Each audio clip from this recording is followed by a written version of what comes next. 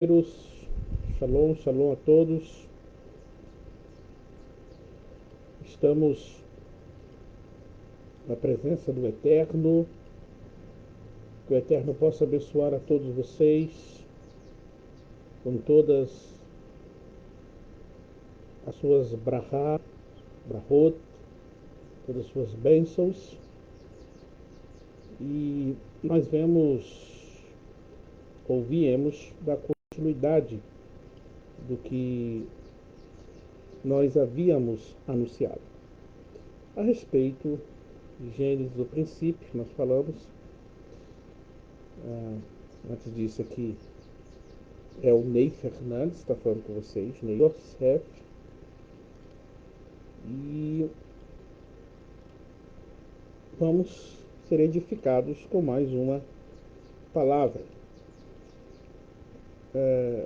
Vou tentar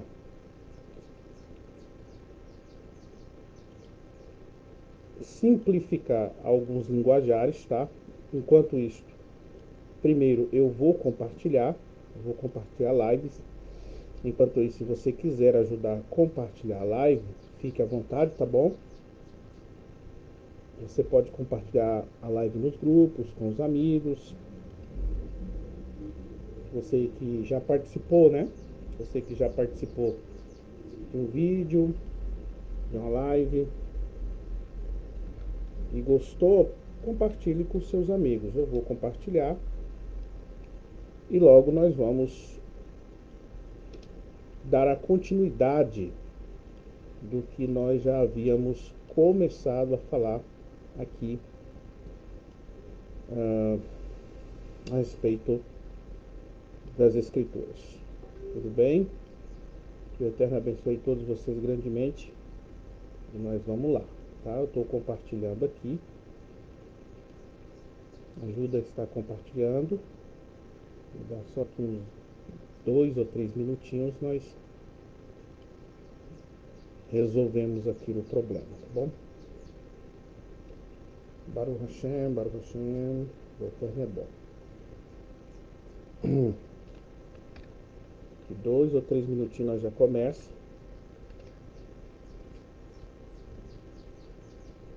Será muito bom alguns irmãos estar participando conosco, porque todos serão edificados, né?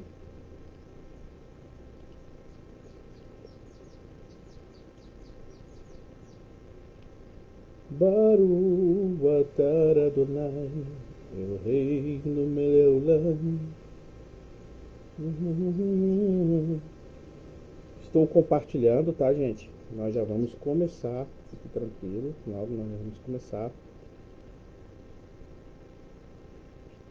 a falar da Torá. Mas eu preciso compartilhar para que mais irmãos também possam ouvir a palavra do Eterno. E eu sei que nós estamos vivendo dias, né, os últimos dias, ou dias em que há uma grande fome espiritual. As pessoas já estão cansadas de repetição, de ouvir a mesma coisa, carece de aprendizados, todos nós, né, carecemos de aprendizados, queremos evoluir para o conhecimento de Deus. Queremos evoluir em direção ao conhecimento do Eterno. Então ele é bom, o Eterno é bom, e a sua misericórdia dura para sempre. Bom, acabei aqui de fazer algumas compartilhações. Deixa eu compartilhar só mais um lugar aqui para nós finalizarmos e começarmos logo de uma vez a exposição aqui. Vou me basear na bibliografia e tenho certeza que vai ser de muita edificação. Bom, agora sim, agora nós vamos começar uma pequena exposição, vou tentar não prolongar muito, mas nós vamos nos basear aqui na bibliografia do Rabino Eliezer Ben David, que traz por título, no seu livro, Saindo da Fornalha de Ferro. Nós vamos ter como base alguns comentários. E talvez você vai ouvir algumas exposições aqui que você nunca ouviu. Porque o que nós vamos usar aqui é interpretação judaica dos textos das Escrituras, da Bíblia. Então nós vamos usar a interpretação judaica. Então é óbvio, é claro que você vai ouvir algumas coisas que você nunca ouviu, mas eu vou explicar, vou tentar fazer você entender como se dá a exegese, a interpretação ou a hermenêutica dentro do contexto judaico. Espero que você esteja me ouvindo bem. Bom, nós falamos de Aval, depois de Aval nós falamos de Yuval, né? Yaval é uma coisa, Yuval é outra coisa, né? Seguindo a geração de Aval, baseados em Gênesis capítulo 4 e versículo número 20. Então nós falamos ali as questões do princípio da idolatria, quando falamos de Yuval. É claro que eu estou usando aqui nomes hebraicos, então se você quer ter, é só você ler Gênesis 4, 21, então você vai ter um acesso aos nomes dentro da língua portuguesa. Nós vemos aqui a exposição do Rabino o Rabino Eliezer Ben David, que vai chegar agora no chamado Tubal Caim. Agora nós vamos falar do Tubal Caim, dando sequência daquilo que nós já havíamos falado. Então eu vou fazer aqui uma leitura do comentário do que ele faz no seu livro Saindo da Fornalha de Ferro. Diz-nos a Torá que Tubal Caim foi o fiador de todo instrumento de cobre e ferro. Gênesis capítulo 4, versículo 22. Nossos sagrados comentaristas ressaltam que Tubal Caim não é chamado de pai de sua atividade. Ele não é o genitor, tá? Ele não é o genitor do manejo das ferramentas. Não é ele que inventa a criação.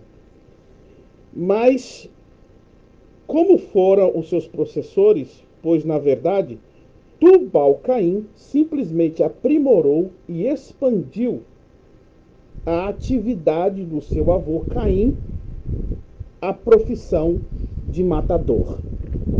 Então veja que os comentaristas, o comentarista Rabino Ben Eliezer, segundo também, junto com a interpretação de outros sábios,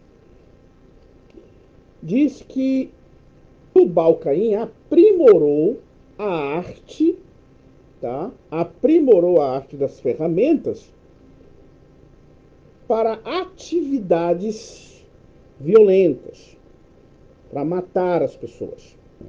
Ele deu uma sequência ao seu avô Caim, seguindo a mesma profissão de matador. Agora aqui, eu falei que eu ia dar uma explicação, porque diz assim, relata-nos o Midrash. Relata-nos o Midrash. Então, muitas pessoas não têm ideia o que significa o Midrash dentro da cultura judaica.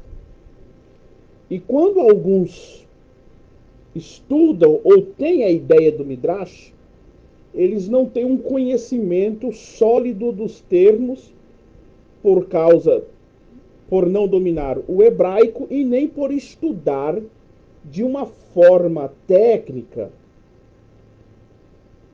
o tema chamado Midrash. Mas o que é Midrash? Ou Midrashim, que está no plural? O Midrashim é uma palavra hebraica que se refere à exposição ou exegese de um texto bíblico.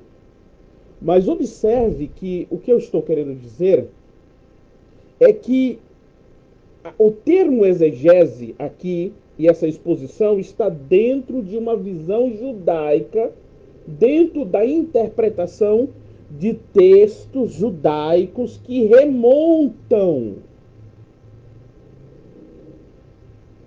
à vida de Jesus. Ou seja, modos de interpretação de texto que é do tempo de Jesus, de Yeshua HaMashiach, do tempo dele. Ou seja, ou métodos que foram usados antes mesmo dele. Embora essas técnicas, ou digo, as formas técnicas, as palavras técnicas, as nomenclaturas técnicas foram se desenvolvendo, mas a metodologia é a forma de Midrashim, que é a forma de interpretação dos textos judaicos. Então, por exemplo, muitas pessoas não conseguem entender as formas de interpretação do Evangelho, as aplicações da interpretação do Evangelho, porque não conhece a metodologia midrástica, que foi a metodologia que Matatiarro, ou seja, Mateus, ele usou ao interpretar uma passagem da primeira aliança. Por exemplo, do Egito chamei o meu filho. Alguns acadêmicos, por não se aprofundar na exegese da cultura judaica, mas interpretar a Bíblia segundo as ferramentas de interpretação da modernidade, da pós-modernidade que a teologia lhes oferece, eles cometem alguns equívocos pensando que a visão de interpretação de um texto do mundo antigo, pensando que a visão de interpretação de uma história seria a mesma visão de interpretação que temos nesses dias de hoje. E não é. É óbvio que a visão que temos hoje é uma cadeia, tá? É uma cadeia, ou seja, tem raízes. É como, posso dizer, tem evolução, vem evoluindo de ideias do passado, isso é óbvio. Porém, para você entender a mentalidade de um certo autor, você tem que entender o tempo que ele viveu, a esfera cultural que ele viveu, qual era a forma literária do tempo dele, a visão de interpretação do tempo dele, porque pode ser diferente. Pode ser diferente. E até hoje, as escrituras se entendem com essa visão de interpretação. Então, quando você entende essa visão do mundo antigo, de interpretação de textos das escrituras, então os textos se tornam mais claros. Então, eu estava vendo alguns acadêmicos criticando o livro de Mateus, dizendo que o cara fez plágio, que o Mateus fez nada mais ou nada menos que um plagista.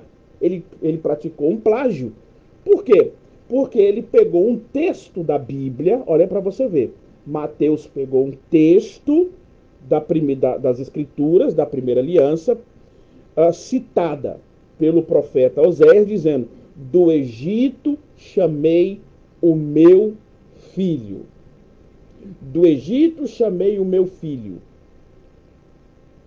O profeta estava falando de quem? Obviamente que o contexto do Egito chamei o meu filho, o contexto está referindo-se à saída do povo de Israel do Egito. Porque o povo de Israel é chamado de filho do Eterno. Então, Mateus, ele usa a forma chamada midrástica, no midrash, que é uma forma de interpretação. Então ele pega um contexto histórico paralelo e faz uma aplicação com o paralelismo histórico bíblico. Ou seja, o profeta Joel, ele não estava profetizando de uma forma direta sobre a vinda de Jesus do Egito. A mentalidade do profeta era Israel do Egito. Do Egito chamei o meu filho, que pode, claro, é óbvio, ter elementos proféticos para o futuro também.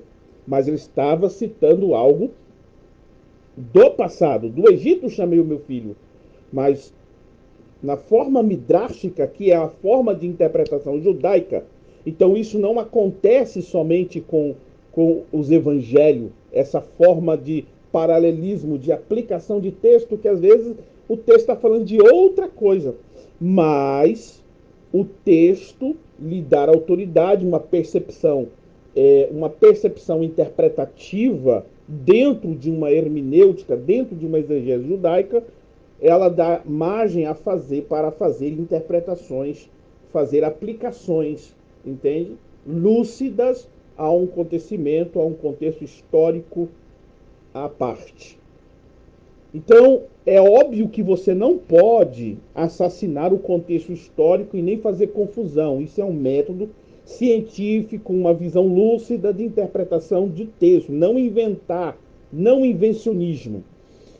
Então, alguns acadêmicos que ele estuda forma de interpretação, forma científica, aquele monte de coisa, né, de interpretação da hermenêutica, da retórica, eles vendo essas citações de Mateus, eles não entendem. Eles dizem, isso aí é um plágio. Eles vão dizer que é um plágio, ou seja, Mateus adulterou um texto. Ele está adulterando um texto, porque o profeta Joel está falando do povo de Israel que saiu do Egito. Aí vem Mateus e aplica o texto, e aplica o versículo, aplica a palavra à vinda de Yeshua, de Jesus, quando ele veio, ele estava voltando do Egito, pós a morte de Herodes. Então, por que fazem essa confusão? Porque eles não sabem o que significa a forma de interpretação judaica, de como um judeu, como os povos semíticos interpretavam o texto, que havia algumas diferenças da forma teológica que aplicamos hoje. Então, para você entender o que é o Midrash, quando eu falar sobre Midrash, existe dentro do termo, dessa regra midrástica, dois tipos básicos de Midrash, que são conhecidos como Midrash Agadá, ou seja, quando eu falo de Midrash, o que é Midrash? Então, Midrash, vamos dividir em duas partes. Nós temos a Midrash Agadá. Agadá é história, tá bom? Uma história que, às vezes, aqui está o ponto. Então, a Midrash Agadá, às vezes, pode ser uma história verdadeira. Sim, ele tem um pano de fundo de verdade, aquela história. Entende? Porque nem todas as histórias, meus queridos, estão registradas na Bíblia. Entendeu? Toda nação, todo povo, ou até uma família pode manter histórias tradicionais da sua família, orais. Você mantém o seu avô te falou sobre o seu bisavô, o tataravô, e assim por diante passou conhecimento, informações que a família mantém aquela tradição. Entendeu? São guardiões daquela tradição. Então toda nação, todos os povos têm a sua tradição, e nem por isso a tradição é mentirosa, é invencionismo, pode ter fundos de verdade. Então Agadá é uma forma também de ficção, ou quase uma forma de parábola, em que o rabino, em que a mentalidade judaica de um rabino, vamos voltar lá para o tempo de Jesus, usava para passar uma verdade. Então era uma forma literária, ou até uma ficção, uma parábola, uma alegoria que ele usa, e que dentro dessa alegoria existe códigos, codificação, mensagens, verdades, aplicação moral. Então, dentro da interpretação judaica, temos o Midrash Agadá. Agora, muitos do Midrash Agadá, você tem que tomar muito cuidado, que tem história que não é literal. Você não pode literalizar também. Entende? Porque se você for literalizar, você vai ver algumas exposições que não bate cronologicamente, que vai ter praticamente erros de anacronismo, mas isso é proposital, porque a ideia do Midrash Agadá não é literalizar, entende? Não é literalizar, é uma narração em cima do texto bíblico. Nós temos o texto escrito e temos a narração que está acima do texto bíblico, tentando explicar, aprofundar, dar beleza poética naquele texto, facilitando a absorção daquele texto. Quando você lê o texto escrito, você vai ter mais facilidade de estar absorvendo aquele texto. Então, a Midrash Agadá é algo bastante amplo para se entender. Então, observe, precisa a pessoa ter paciência. Então, e temos a segunda forma de Midrash, que é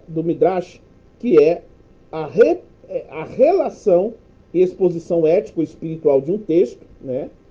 Tá? A questão da Midrash Agadá. E temos a Midrash Alahá. Midrash Alahá. Ou seja, aqui ele já vai extrair sentidos mais literais do texto. Por exemplo, o Midrash Alahá, referindo-se à exegese da lei judaica biblicamente relacionada.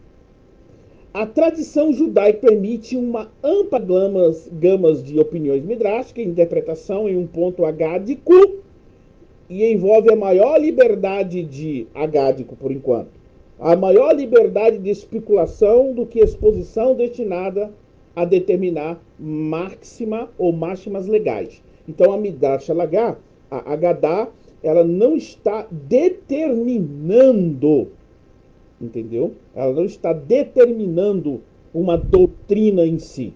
Então, algo que precisa ser trabalhado. A Midrash Alahá é diferente. A Midrash Alahá é diferente. A Midrash Alahá pode determinar uma doutrina, pode determinar um estilo de vida, principalmente na aplicação judaica. Porque o judeu, você sabe que o judeu, eles obedecem a lei da Torá. Então, bom, eu preciso obedecer a lei da Torá, as leis de Deus. Porém, aí eles vão discutir dentro do texto o que é uma Midrash Agadá, qual é a forma de interpretação e assim por diante. Então, para eles ter aplicação como regra de vida, então eles vão ir para a Midrash Alahá, que é separada da Midrash Agadá, tá? Bom, então isso é só para vocês entenderem o que é um pouco da Midrash, tá? Então, essa forma de interpretação judaica, temos dentro dela 4 níveis de interpretação, que é o Peshat, que é o Remes, que é o Drash e o Sod. Eu não vou entrar nisso aqui agora. Então eu estou dando uma introdução para você entender mais ou menos o que é uma midrash, o que é uma midrash. Então é justamente a midrash que o rabino Eliezer ben Davi, ele vai nos apresentar esse midrash. Lembra que é a forma de interpretação judaica. Relata-nos o midrash, o trágico final desta violenta geração. Lemer, midrash, Lemer, o Lameque, estava cego de ambos os olhos, diz o midrash, mas não obstante, todos os dias ele ia caçar.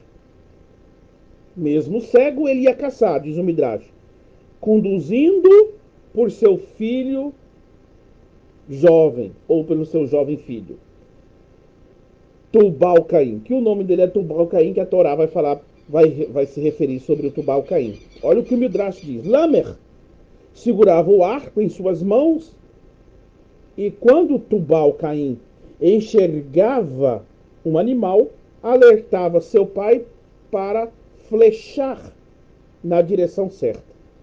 Um dia, quando estavam na floresta, Caim passou por lá. Estava lá passando Caim. E como estava bem longe, Tubal-Caim confundiu-o com um animal e deu ao pai um sinal para alvejar. Quando Tubal-Caim foi apanhar a carcaça, descobriu que havia errado e informou ao seu pai: Senhor, em vez de um animal, ou seja, em vez de termos alvejado um animal, matamos um homem que tem um chifre na testa. Olha onde que o Midrash já está te levando, né? Um chifre na testa. Isso aqui tem, observe o que é o Midrash. Isso aqui tem figuras de linguagens codificados. O Midrash está falando que esse homem tinha um chifre. Mas observe o que era chifre dentro da cultura judaica.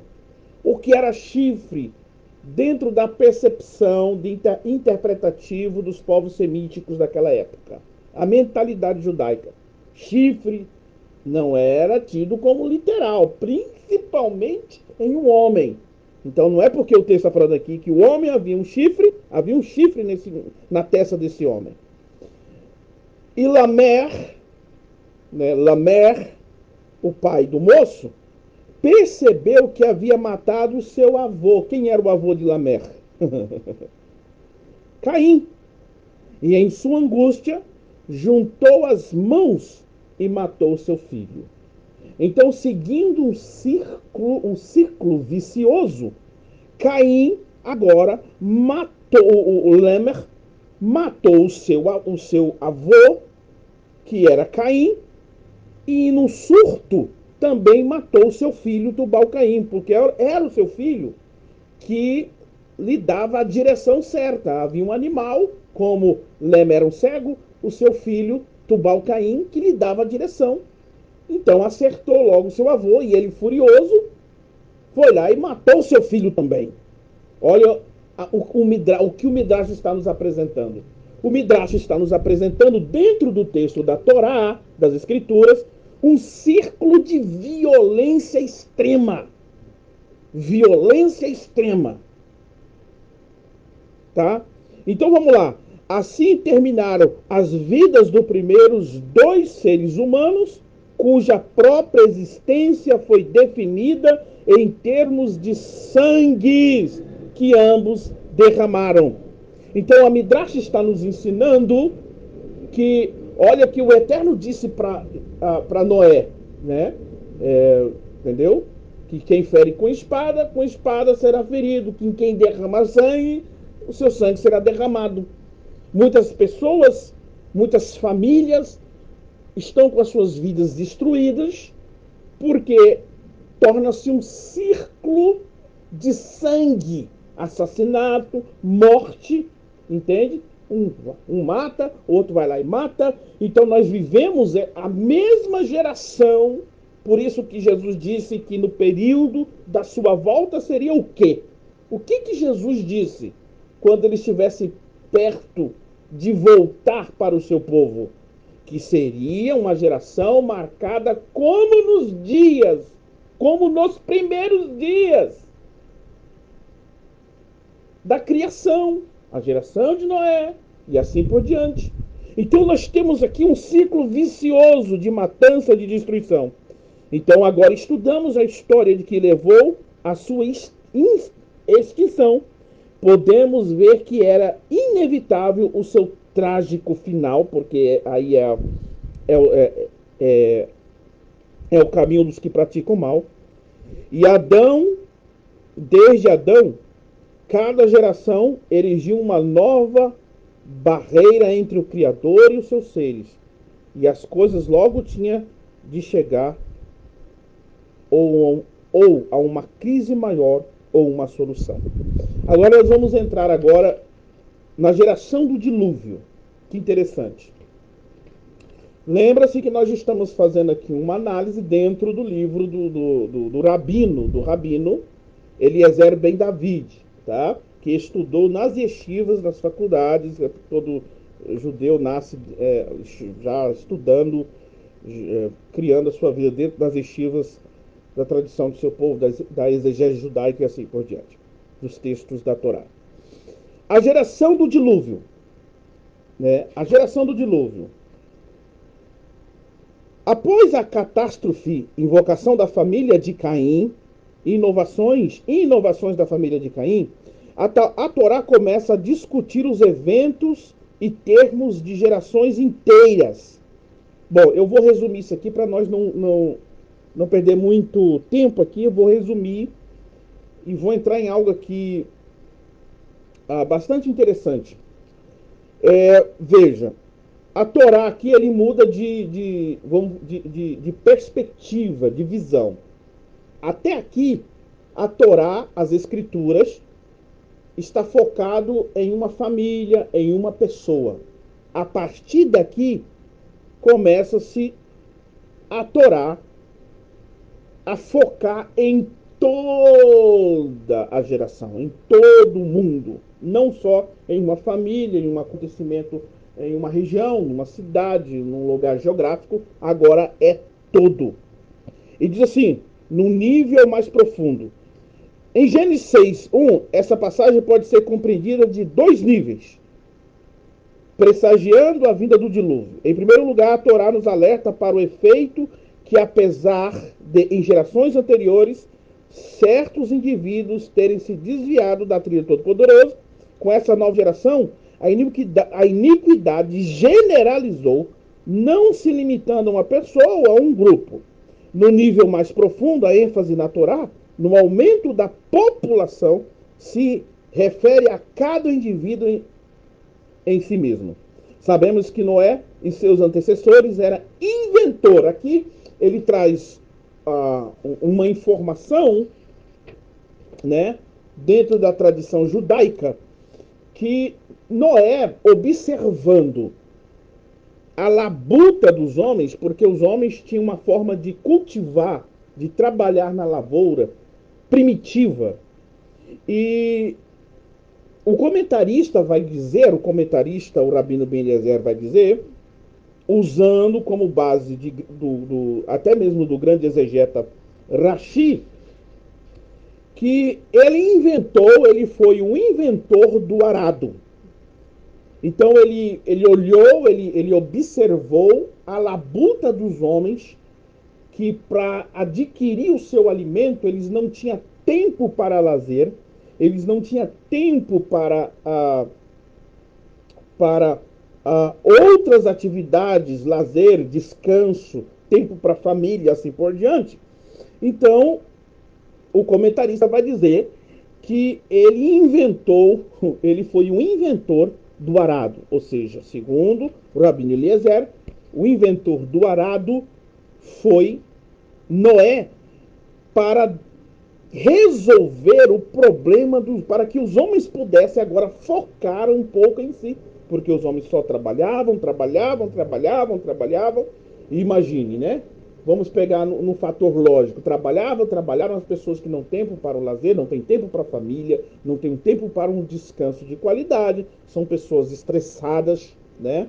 São pessoas estressadas. Isso não faz bem para as pessoas, né? Porque, na realidade, eles não têm uma vida de qualidade. Essa é a ideia do Rabino Eliezer. Então, diz assim, mas Noé equivocou-se. Ele equivocou-se, achando que os homens agora iam centralizar um pouco no sentido, olhar para si mesmo, no sentido moral, né? A repensar nas suas ações, né? Ele equivocou-se pensando que os homens teriam agora tempo para pensar um pouco em si, nas suas atividades, né? E a humanidade malbaratou o seu magnífico presente, fazendo mau uso dos seus preciosos momentos que lhe havia sido concedido. Então, ao invés deles se voltarem para o Criador, de melhorarem os seus caminhos, o tempo que eles receberam agora, né, o tempo de lazer, os homens usaram-na cada dia mais para coisas futis, para a iniquidade e para a maldade. Então o negócio foi só piorando. Ao invés de procurar serenidade necessária para a orientação divina, as multidões utilizavam o seu tempo disponível recém-descoberto. Olha, lembrando que esse é o comentário do Rabino Eleazar, tá? Agora ele vai fazer uso da Mishnah, né, da literatura judaica, e diz assim, descoberto para procurarem ainda mais prazeres corruptos e novos entretenimentos. Aí, tão grande se tornou a iniquidade que a Mishnah, Sanhedrin, né, no Sanhedrin 107b, é só você que tem acesso a essas literaturas, decreta, ou seja, que a geração do dilúvio não tem quinhão, ou seja, não tem parte no mundo vindouro. Literalmente, o roubo e a lenciosidade tornaram-se uma maneira de viver, e mesmo o mundo animal foi corrompido pela perversão do homem. Então tá aqui. Então ele vai destacar aqui agora alguns tipos de característica, tá? Tipos morais, características morais, perversão do tempo de Noé. Bom, mas Noé foi um homem bem-sucedido, primoramente de si mesmo, tá? O resto da humanidade deteriorava-se até numa velocidade mais acentuada, afundando-se mais ainda na autodestruição moral. Bom, seus pecados podem ser separados em 3 categorias distintas. Vamos ver. Depravação sexual. Aqui, nessas 3 categorias aqui, eu estou querendo usar aqui outra mensagem, eu ia falar uma palavra aqui, né? Mas vamos falar aqui sobre a depravação. Esse item aqui, depravação sexual, era uma das características da geração de Noé, que provocou uma bula, a autodestruição, quer dizer, o dilúvio. Então observe que o que traz destruição para o homem. Vamos lá. Depravação sexual. A geração do dilúvio presenciou uma ruptura total no caráter aceito da família. Testemunha a Torá, que é as escrituras, que tomaram-se por esposas a seus gestos. Em Gênesis 6:2, que o Midrash compreende a inclusão de mulheres casadas e mesmo animais. Meu Deus. A situação estava tão terrível, é o seguinte. Os nossos sábios vai dizer que agora nós vamos entrar um pouquinho nas questões lá dos filhos de Deus com as filhas dos homens. Agora eu vou mostrar para vocês como se dá, como podemos trabalhar nessa interpretação, porque alguns pensam que os filhos de Deus, exegetas, né, hebraístas, pensam, seguem uma linha que os filhos de Deus seriam os anjos caídos. Outros exegetas, essa divisão de interpretação, gente, está até no mundo judaico, tá? Não é só nos teólogos atuais, não. Teólogos cristãos, não. Isso é até dentro do campo judaico também existe interpretações diferentes do texto. Mas eles pegam o texto que é Elohim. O texto diz que os filhos Benei Elohim, quer dizer, os filhos de Deus, tomaram as Benot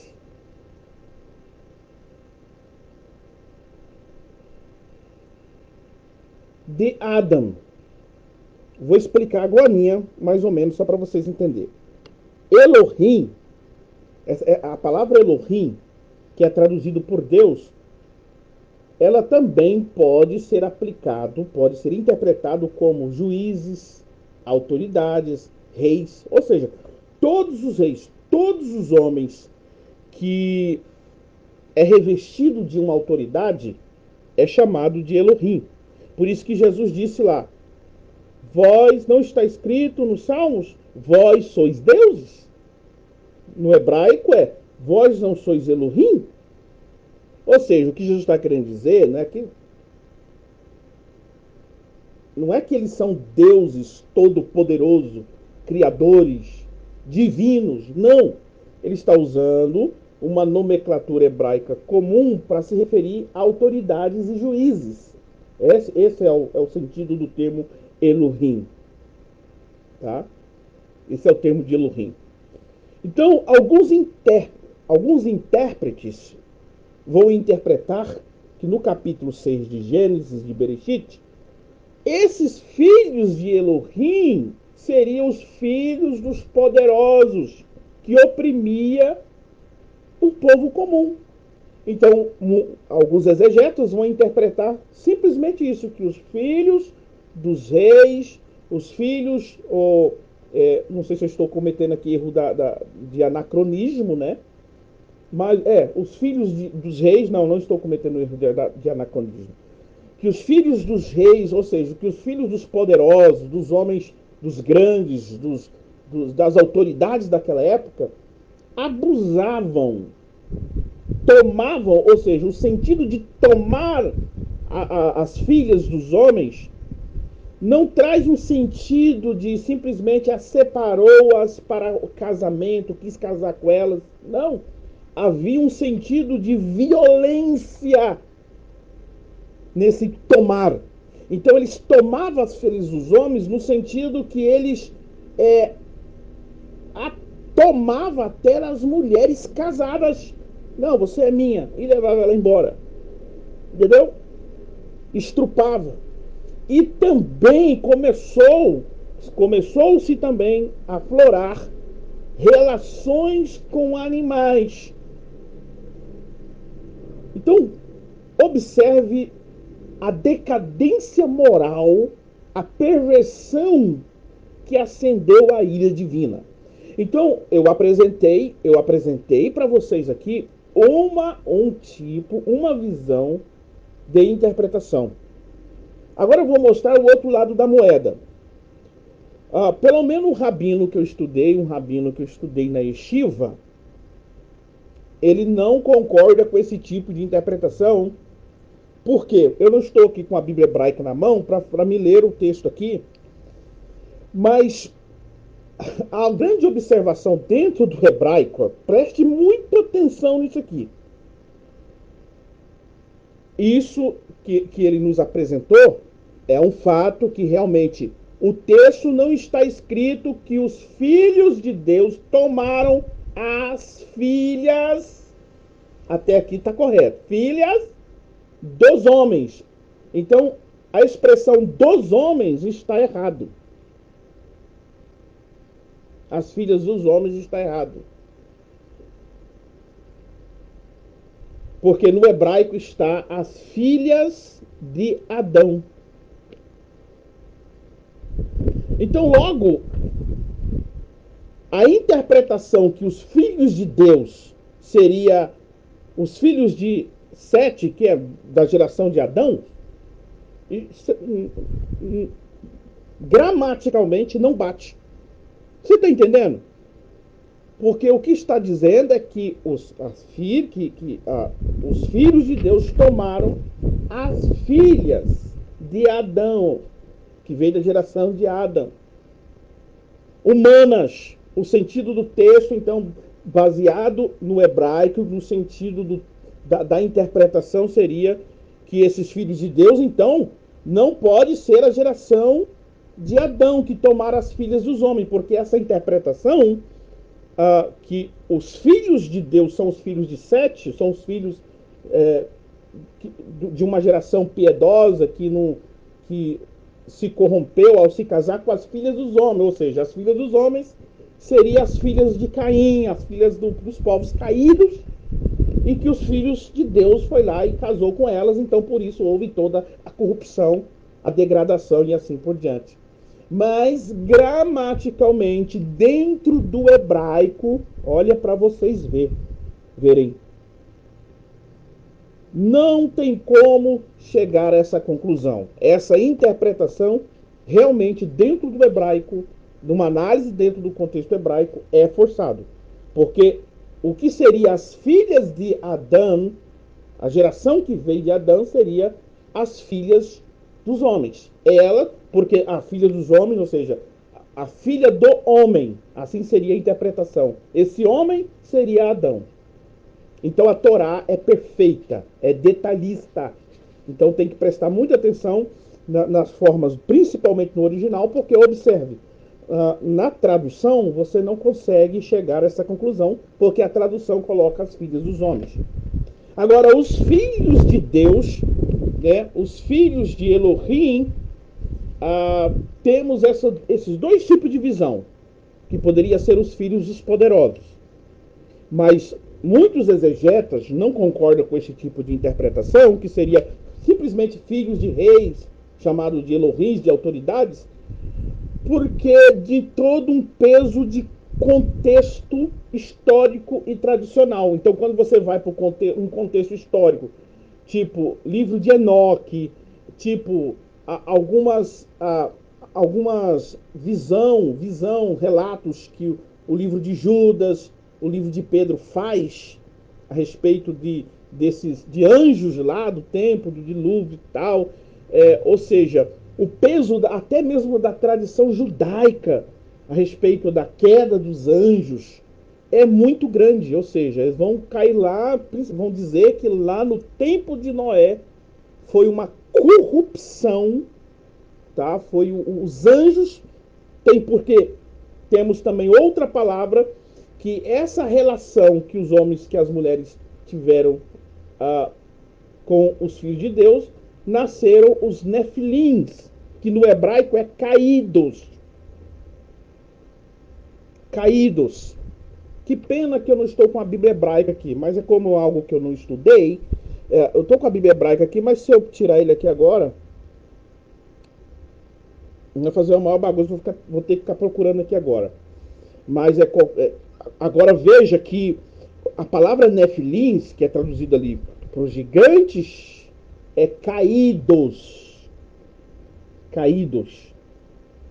Por isso que os exegetas, e agora eu vou falar da experiência que eu tive com exegetas judeus, é que ali caído seria realmente a queda, o motivo da queda dos anjos, por desejos de procriação, não tanto por desejos sexuais, não por desejos sexuais, mas por criação. Como eles fariam isso, né? Como que eles fariam isso? Se materializando. Então nós vamos pegar a ideia, para vocês terem ideia, nós vamos pegar a ideia dos anjos que se manifestaram a Abraão, até comeram, né? Até comer eles comeram ali com Abraão. Anjos comeram e se materializaram. Eles comeram. Então, agora aí é o seguinte, se eu for parar aqui, nós vamos entrar, nós vamos ter que fazer outros tipos de observação. Por exemplo, a materialização dos anjos. A manipulação que os anjos podem exercer sobre a matéria. Por exemplo, no livro do Apocalipse nós temos o anjo do vento, o anjo do fogo, ou seja, um anjo ele pode materializar-se, entendeu? E manipular as coisas físicas. Então seria possível esse cruzamento? Então assim, aí, entendeu? Aí nós vamos longe. Então, só para vocês entenderem mais ou menos como se deu essa questão. Então, observe que há uma corrupção sexual. Há uma corrupção, uma geração que estava mergulhado na perversão do físico ao espiritual. Estavam lotados, saturados de perversão sexual. Será que isso nos lembra a geração que estamos vivendo? Irmão, isso aqui é muito forte. É muito forte. Porque nós estamos vivendo dias que essa perversão está se evoluindo. Nós estamos vivendo dias que sexo está sendo banalizado de uma forma monstruosa. As pessoas perderam o pudor. Por isso que cada dia que passa, a ira divina é perceptível a ira divina. Os homens, a cada dia aprofundando. Hoje nós estamos vendo as pessoas descaradas em nome de uma filosofia barata. Ao mesmo tempo, essas mulheres ou esses homens querem passar algo assim de intelectual, de, sei lá.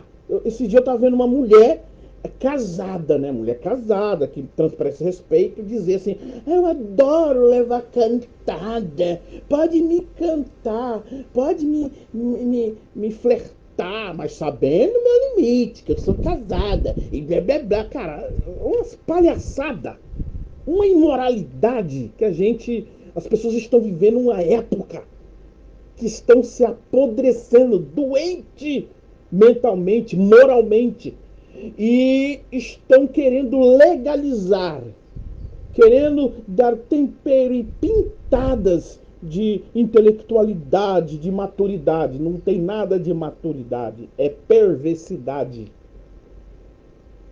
Todo ser humano, ele tem luta sim. Ele pode lutar, você pode ser assediado, um desejo pode aflorar. Só que há uma diferença de você lutar contra aquilo e uma diferença de você tentar filosofar sobre isso. Não, isso é normal, vou deixar acontecer porque é normal, é só não passar do limite. No limite, assim, entendeu? Eu posso flertar, eu posso aceitar tudo, entendeu? Mas, ou seja, não passa. Que limite é esse? Mas também não explicaram que limite é esse. O limite é você lutar, é pedir o Espírito de Deus, é pedir Deus reforçar o seu caráter, é lutar e não ter essas coisas como normal. Por quê? Porque não é normal. Isso traz destruição. Quando eu tiver a oportunidade, eu vou trazer aqui para vocês o que significa, dentro do contexto judaico, a cerca na Torá, que era uma nomenclatura judaica que os judeus usavam já antes do tempo de Jesus. E Jesus usou essa cerca da Torá, chamada cerca da Torá. Entendeu? Então a gente temos que ter um pouco de equilíbrio, porque a gente vamos fazer sim algumas críticas sobre a tal cerca da Torá, quando é extremo, quando leva ao fanatismo.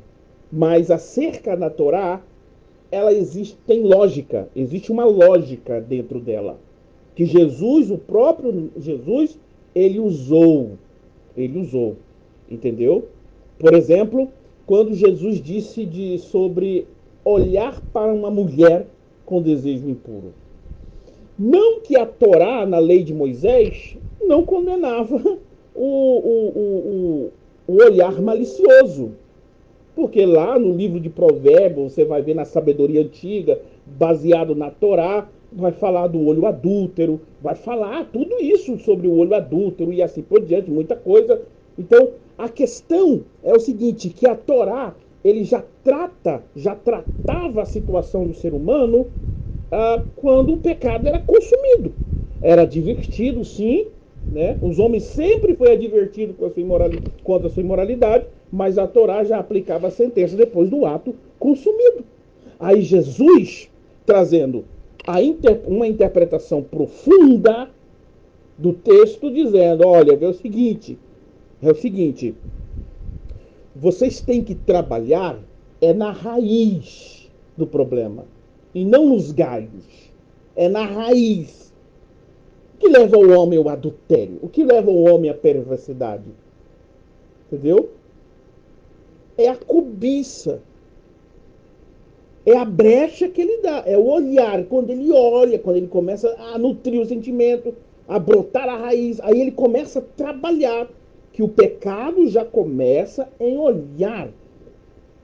Entende? Já começa em olhar. Quando o homem começa a alimentar. Então o que ele está trabalhando? Trate com isso. Corte isso. Chama cerca da Torá. Chama cerca da Torá. Então eu vou simplificar para você. Vou simplificar. Você está lá no TikTok. Aí no TikTok você não pode abrir o TikTok, que tem um monte de retardada, menina retardada, que só fica rebolando e quebrando com essas dancinhas que você não, que dá nojo, né? Eu não aguento mais, assim, eu não vou atrás disso, mas você abre às vezes o Facebook, aí você abre o Facebook, aí já aparece, eu não sei como é que, eu não sei o que é que acontece, que o TikTok manda nos stories, aparece assim, entendeu? Eu não sei o que é, por que tá acontecendo isso. Não sei se é configuração.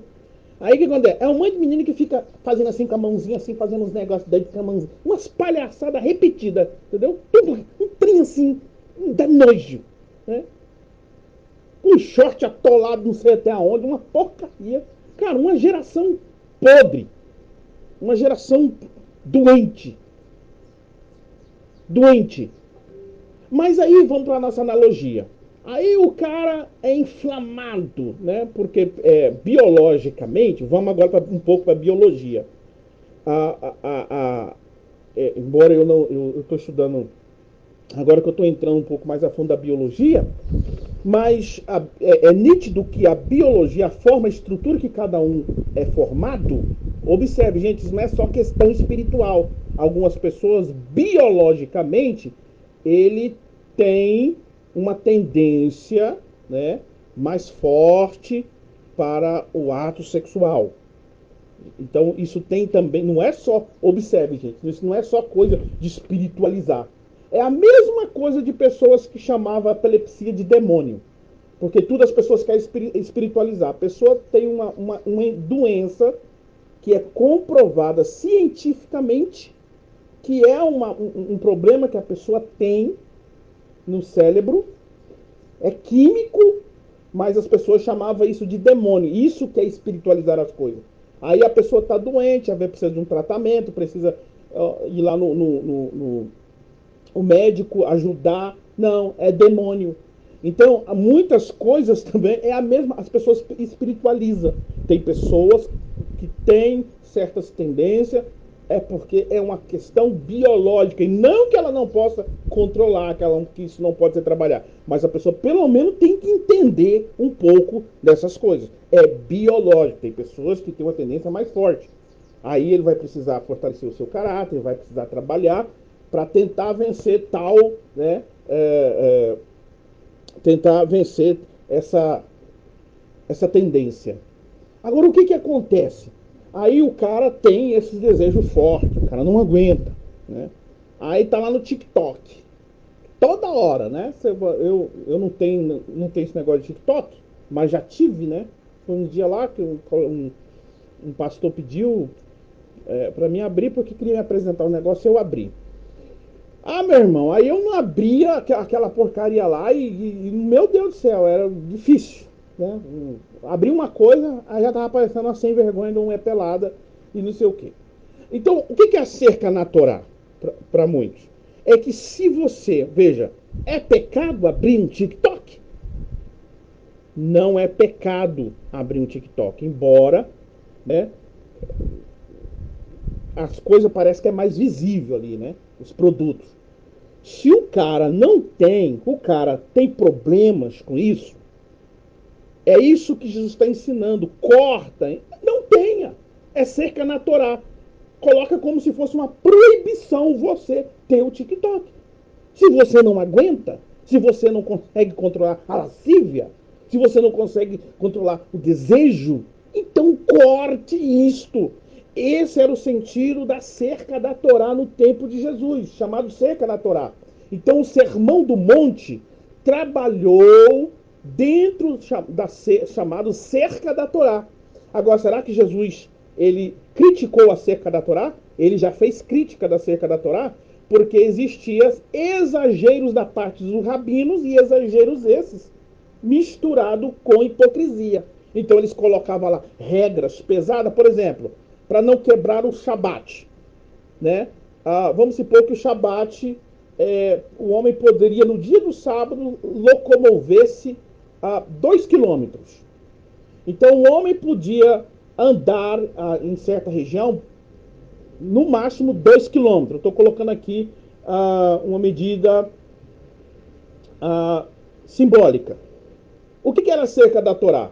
Então os rabinos diziam, para o homem, para não houver o homem a possibilidade deles quebrar e transgredir o dia de sábado, nós ordenamos, chamava Terabanã, né, Terabanã, ou seja, que era ordem rabínicas, Terabanã, as ordens rabínicas, ele dizia, nós ordenamos, né, decretamos como lei que o homem pode andar só 500 metros no dia de sábado. Um negócio assim, entendeu? Isso era a cerca da Torá. Por que eles colocavam a cerca da Torá? Para que o homem... não, eu tenho 2 quilômetros, né? Aí ele vai lá na beira do precipício. Essa é a natureza do homem. Tem lá uma cerca lá. Nós temos uma cerca. Ó, proibido passar aqui, né? Aí, não, mas o homem pula a cerca e vai lá na beirinha do precipício. Não, o precipício é aqui, então eu posso até aqui na beirinha. Aí acontece o acidente, a pessoa vai lá e pronto, morreu. Então, eu estou trazendo só o sentido para vocês entenderem. Então, essa era a tal da cerca da Torá. Então, a cerca da Torá havia uma lógica, e Jesus usou a lógica da cerca da Torá. Então, os rabinos, bem muita cerca da Torá, havia uma lógica, entendeu? Porém, essa cerca da Torá, às vezes, ultrapassava os limites, quebrava os mandamentos de Deus. Por isso que Jesus disse para os fariseus, vós invalidaste a palavra de Deus pela vossa tradição. Jesus não estava condenando toda a tradição. Ele estava dizendo que havia tradição que era hipócrita, que não trazia nenhuma lógica, nenhum benefício para ninguém, era só peso para as pessoas. Mas a lógica da Torá, mas a cerca na Torá, ela tem, sim, um sentido lógico, e Jesus, quando ele trata sobre a ira, né? Então observe, sobre a ira, sobre a cólera, né? Sobre o assassinato, sobre o adultério, sobre a mentira. Então ele usou o princípio acerca da Torá. Como Machia, o codificador da Torá, a própria palavra do Eterno, não tem sabedoria mais profunda que ele trouxe. Mas havia sim as suas raízes culturais. Então, eis aí. Então, nós estamos vivendo hoje essa depravação moral em que as pessoas estão tentando filosofar, trazer pitadas de filosofia para tentar racionalizar a imoralidade. Ai, nós somos animais. Nós somos animais. Sim, nós somos animais. Eu vi uma ateia que diz que largou Jesus, largou a religião, porque aí como é porque agora estou estudando o ateísmo, é filosófico, é racional. Sim, mas a Torá já tinha falado que você é um animal, que você tem níveis animalescos. A Torá já te advertiu isso. Porque quando Deus ele fez o homem, Deus estava fazendo as coisas, a criação, diz assim, e viu Deus que era tove, que é kitove, ou seja, Deus deixava lá a sua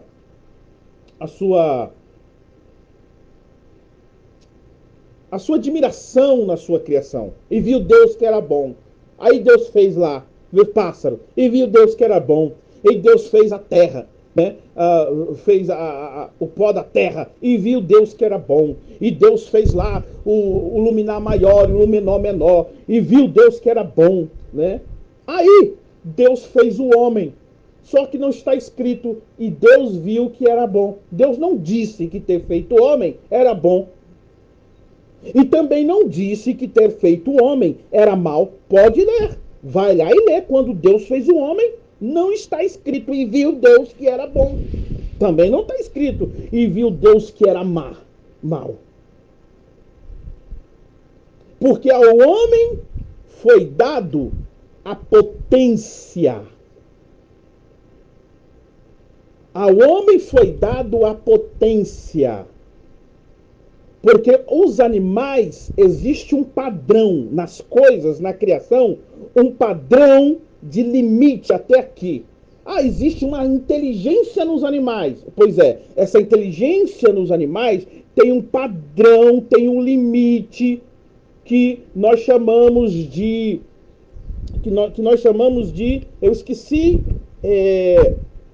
Eu esqueci como é que nós falamos sobre a inteligência dos animais. Me fugiu aqui da memória, gente. Me desculpe, né? Me desculpe. É algo parecendo intuição, esqueci. É uma palavra que é quase igual intuição. Eu esqueci. Entendeu? Então eles fazem aquilo por intuição. Eu esqueci o nome que se dá por aquilo.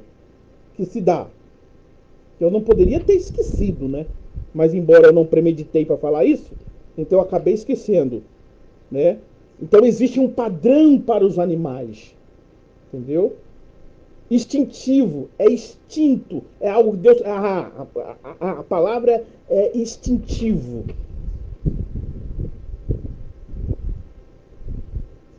Entende? Está neles aquele ponto. Mas ao homem, não. O homem, Deus fez o homem e não disse, e viu Deus que era bom. Por quê? Porque ao homem foi dado a capacidade de potência. Isso é até filosófico, viu? Também. A capacidade de potência, ou seja, de desenvolvimento. Foi dado consciência. Entendeu? Foi dado consciência. Então é você que determina se você quer ficar no nível dos animais. Qual é o nível dos animais? Vamos ver qual é a característica da natureza? Selvageria. Um animal mata o outro por causa do quê? Para tomar a mulher do outro. Entendeu? O instinto de sobrevivência selvagem, um mata o outro para tentar sobreviver. Entende? Tem as suas relações íntimas, sexuais, a olho nu, de qualquer forma, instinto animalesco. Então, todo ser humano que não desenvolveu a sua espiritualidade, a sua potência que o divino colocou nele, ele vive ao nível dos animais. Você realmente é um animal. E às vezes ele desce ao nível para baixo de certos animais, que tem animais que não teria coragem de fazer o que certos tais seres humanos fazem.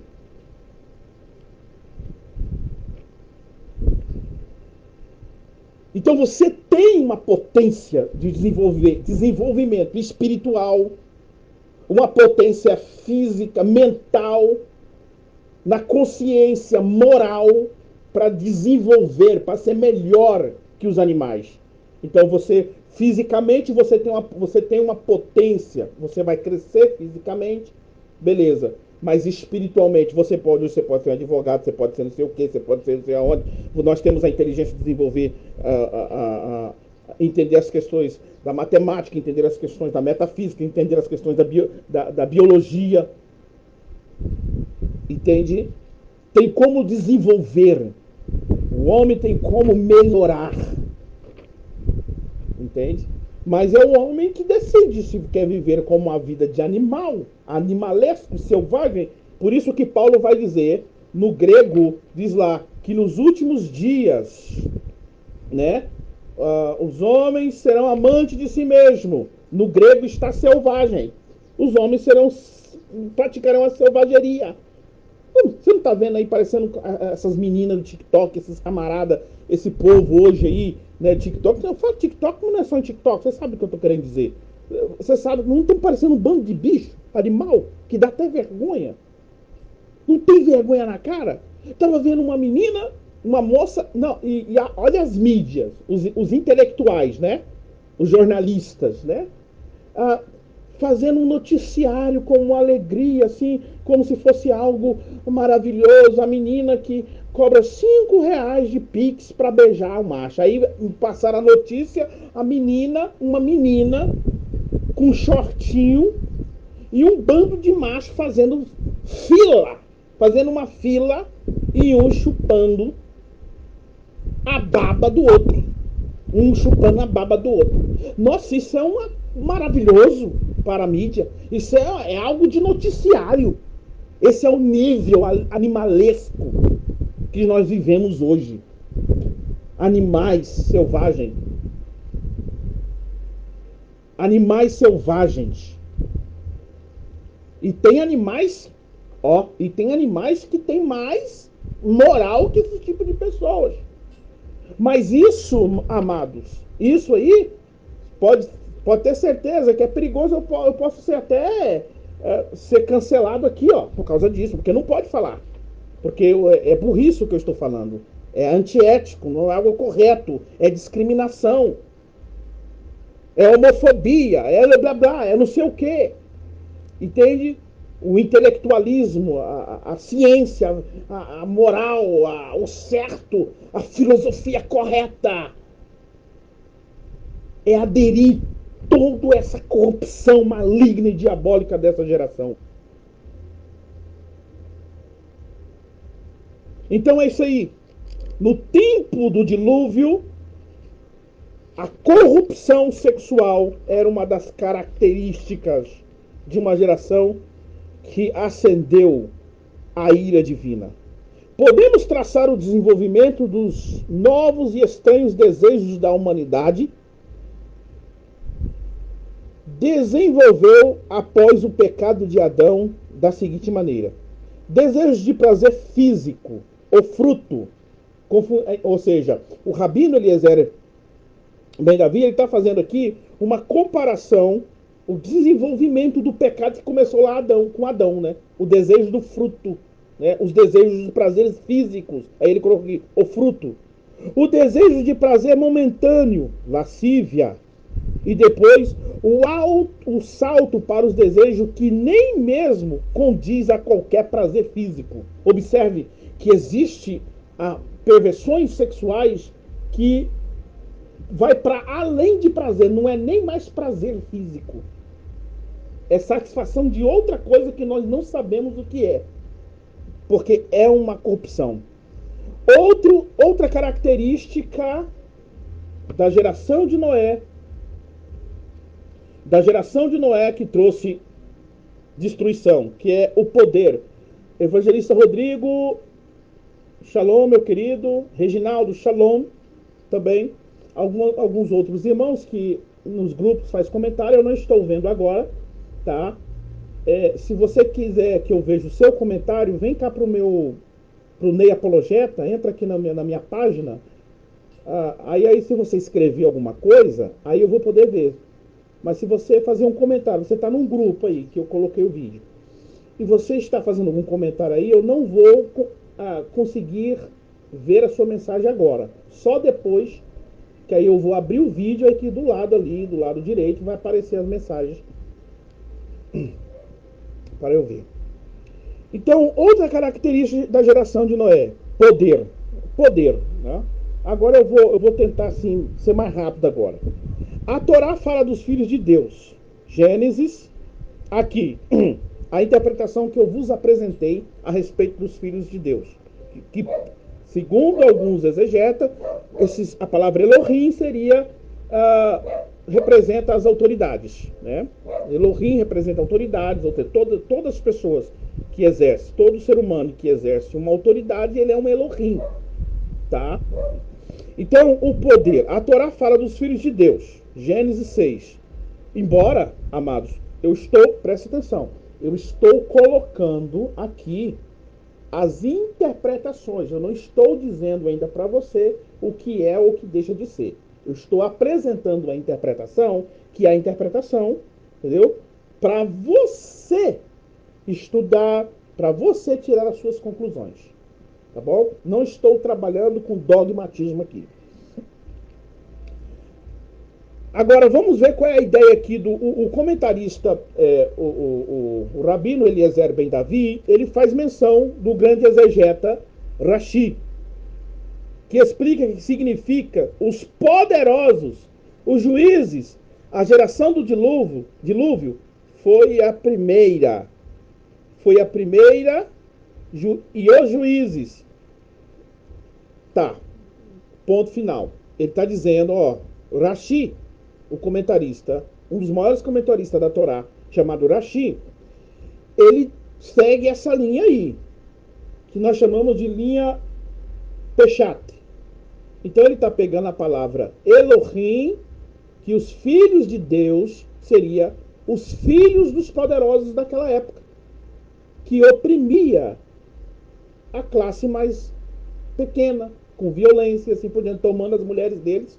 Então esse é um sentido da interpretação. Agora eu disse para vocês também que há uma tonelada de interpretação dentro da exegese judaica, também mística, que vão categoricamente afirmar que esses filhos de Deus seriam realmente anjos caídos, anjos que caíram, nefilins, que vem do verbo cair.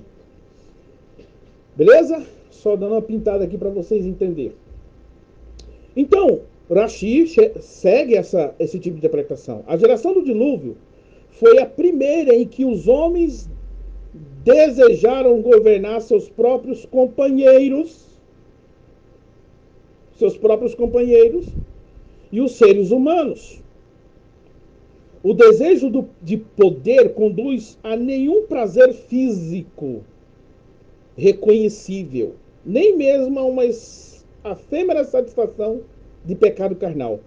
O significado simbólico da união dos poderosos com as filhas dos homens é que, olha a interpretação do Rashi, é que os líderes da geração do dilúvio começaram a combinar seus desejos gêmeos de poder e de gratificação pela lascívia num amálgama fatal.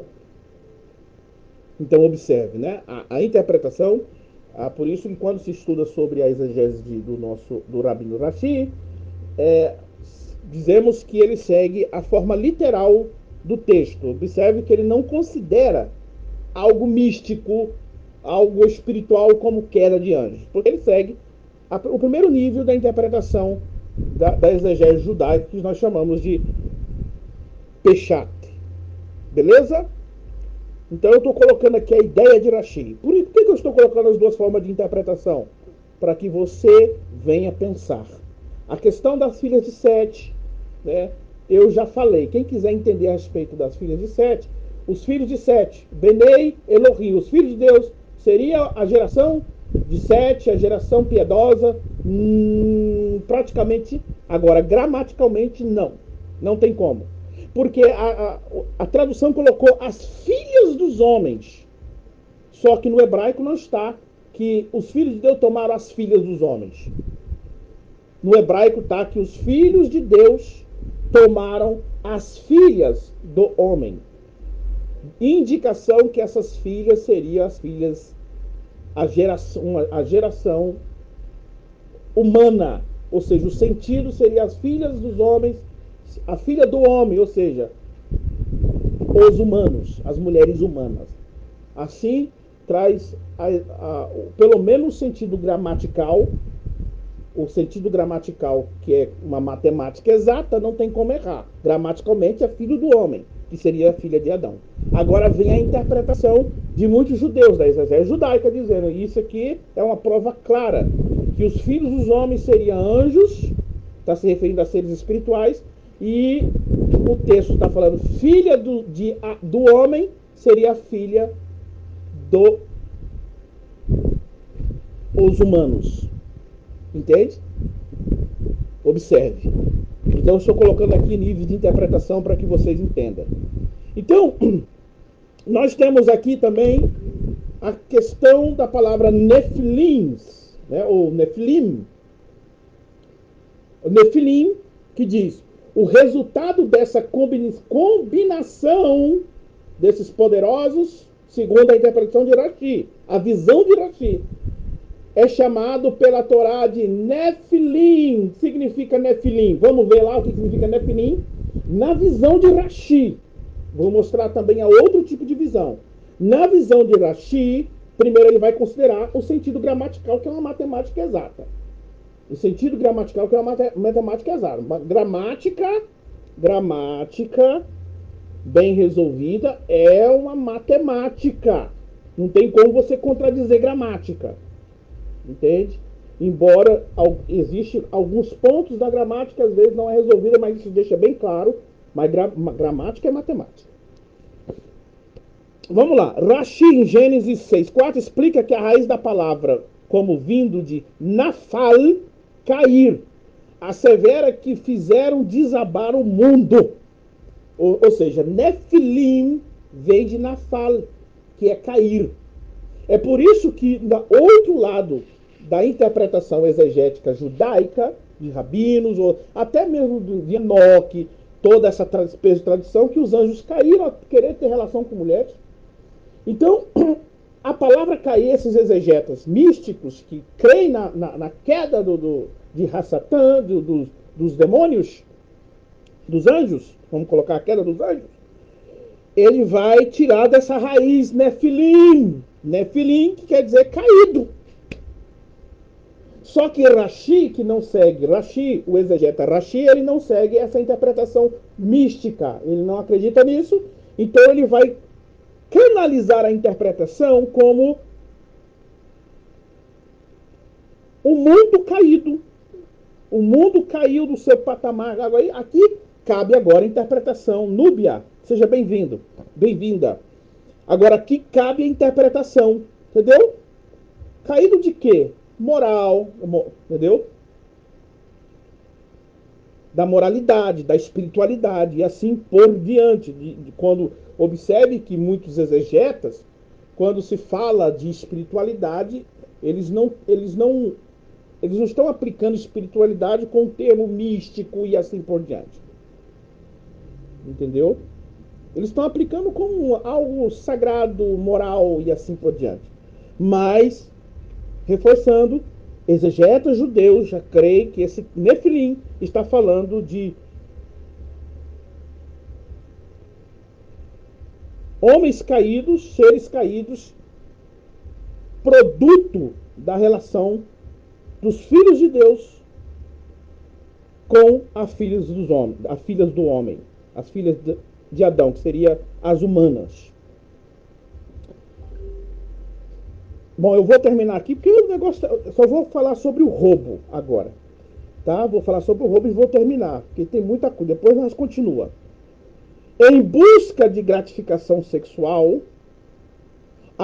verdadeiramente a tendência a reduzir a personalidade de alguém a uma série de impulsos em busca de gratificação sexual de poder grosseiro.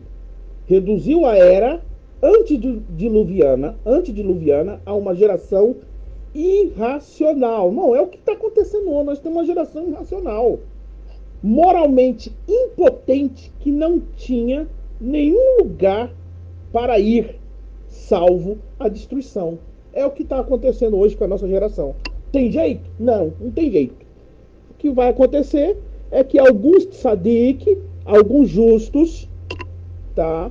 Alguns ainda vão lutar, vão advertir, mas o destino final aqui é a destruição disso aqui, meu irmão. É quando Yeshua destruir isso aqui, essa terra maligna, e fazer tudo novo, conforme a Bíblia diz, novos céus e nova terra. Então, esse é o caminho que nós estamos vivendo.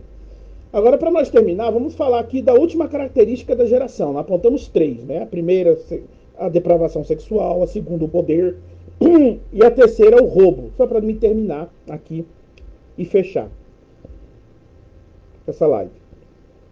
Era o roubo. O roubo era uma das características. Não obstante, mesmo com a magnitude de todos esses pecados, o Talmud Sanhedrin 108a ensina que a sua destruição só foi, por fim, decretada devido ao grande pecado que era uma voracidade. Foi ao total desprezo às propriedades de seus vizinhos, as leis básicas da propriedade, que causou sua destruição definitiva. Esses 3 fatores que conduziram à iniquidade da geração do dilúvio nos trazem à mente a afirmação da Mishnah Avot, quer dizer, ética dos pais, viu? Avot, ética dos pais, 4:28, que é na literatura judaica. A inveja. As pessoas tinham inveja da propriedade alheia, que desencadeou esse tipo de pecado, desencadeou outros tipos todo tipo de malignidade. Então, a literatura rabínica e o nosso professor Rabino Eliezer Ben Davi vai dizer que a inveja, a propriedade privada, isso está me parecendo algo assim bem similar, não está não? Leis que estimulam as pessoas a tomarem posse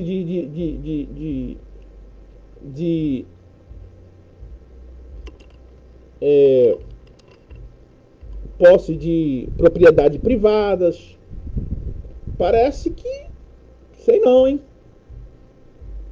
Né? Será que estamos vivendo pessoas que têm inveja do outro? Que têm inveja do que o ser humano tem? E observe, essa questão está tão aflorada que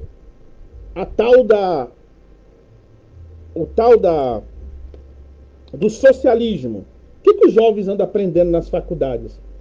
Os jovens estão aprendendo a ter inveja daquele que tem.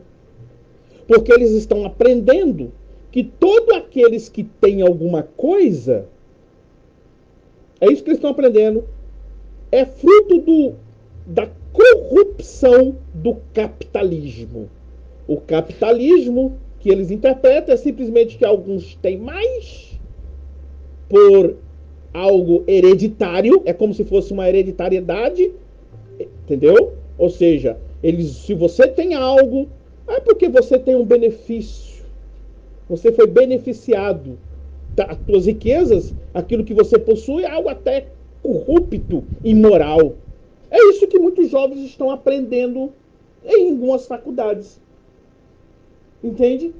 O camarada tem lá 2, 3 casas, tem um bom dinheiro no banco, mas ninguém considera a vida do cara. Que o cara, às vezes, para conquistar aquilo, trabalha, andava 10 quilômetros de bicicleta para pagar estudo, se matando, dando a sua vida para conquistar alguma coisa. Aí para vir uma meia dúzia de moleque que é doutrinados politicamente para dizer que essa pessoa é um capitalista e que ele está tomando dos pobres e que tem que pegar as coisas deles e repartir com os pobres. Mas ninguém considera a vida de trabalho que essa pessoa teve. Essa intelectualidade, jovens, né? Jovens que nunca passou prova na vida, nunca soube o que é passar prova na vida, nunca soube o que é lutar, se formaram tudo debaixo da saia do pai e da mamãe, nunca soube o que é lutar, se formaram debaixo da saia da mamãe. A mamãe e o papai teve que pagar a faculdade dele, porque uma pessoa que luta e sobe por si mesmo, ele teria vergonha de apresentar essas críticas ao capitalismo. Será que nós estamos vivendo o mesmo tempo de Noé? Sim, claro. A Mishnah, que é a interpretação judaica, a literatura judaica antiga, que remonta dos primeiros séculos do tempo de Yeshua, de Jesus, vai dizer assim, Avot 4:28, a inveja, eles roubaram porque desejaram o que pertencia ao seu vizinho, seus vizinhos. Lascívia e glória remove uma pessoa deste mundo. Efetivamente, esses 3 arquipicados removeram uma geração inteira da face da terra. E posteriormente tiveram a se tornar pontos básicos para as grandes lições que os judeus teriam de aprender durante as 10 pragas. Ixi, próxima aula agora. A nossa próxima palavra da live que vem. Baruch Hashem. Se você gostou, compartilha com seus amigos. Tá? Compartilha. Então nós temos aqui, meus queridos, esse resumo. Depois nós vamos entrar ainda. Ixi, vai vir coisa gostosa ainda aí. Na confusão das línguas, tudo num olhar, numa perspectiva judaica. Entendeu? Uma perspectiva judaica. Depois nós vamos trazer mais para vocês. Dentro da Mishnah, do contexto da literatura judaica, para você ter uma ideia melhor sobre os assuntos. Baruch Hashem, que o Eterno abençoe todos vocês. E fui. Lehitraô.